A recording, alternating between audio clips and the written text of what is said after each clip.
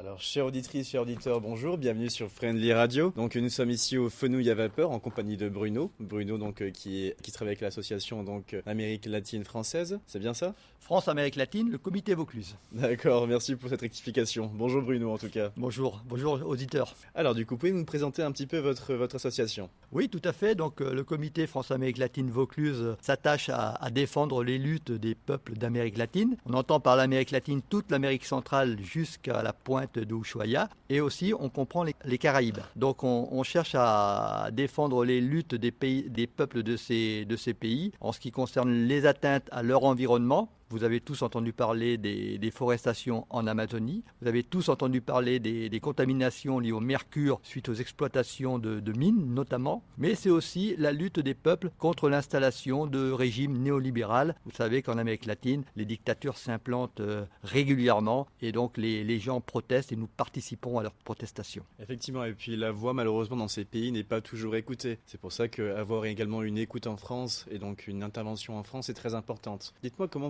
vous faites pour promouvoir un petit peu du coup cette culture américaine latine en France? Eh bien, nous participons à promouvoir ces cultures au travers de rencontres que nous organisons chaque mois au Fenouil à Vapeur. Donc, je vous invite à visiter notre site Facebook pour vous informer de ces rencontres, falvaucluse.com. Ces rencontres ont des thèmes différents liés à chaque pays.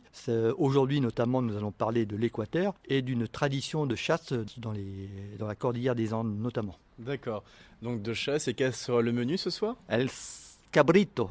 Seco de cabrico, donc c'est un ragoût de chèvre, de chevreau plus exactement, accompagné de riz et de bananes plantain. Parfait. Eh ben, hormis cela, du coup, à part le côté culinaire qui est de plus en plus reconnu, surtout donc avec le Pérou principalement et les grands chefs qui sont installés en France, qu'est-ce que vous mettez également comme action pour aider les Français à en savoir un peu plus sur l'Amérique latine? Alors pour en savoir un peu plus sur l'Amérique latine, je les invite principalement à voyager en Amérique latine, bien évidemment, et pour ce faire, rien de mieux de connaître la langue. Donc nous avons créé des ateliers de langue qu'on appelle les tertulias, qui se passent à l'ancienne caserne des pompiers. Donc pour connaître, c'est le mercredi à partir de 18h30. Pour connaître les dates, encore une fois, je vous renvoie au site internet où vous trouverez aussi l'adresse mail.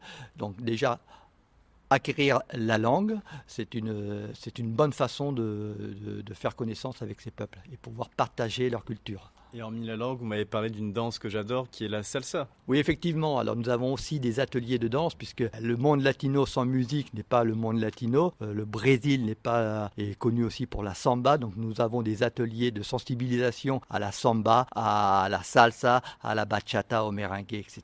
Eh bien, chers auditeurs, chères auditrices, vous qui êtes passionnés justement par toute la culture latine, vous savez maintenant quoi faire pour en apprendre beaucoup plus. Merci, au revoir. Merci à vous.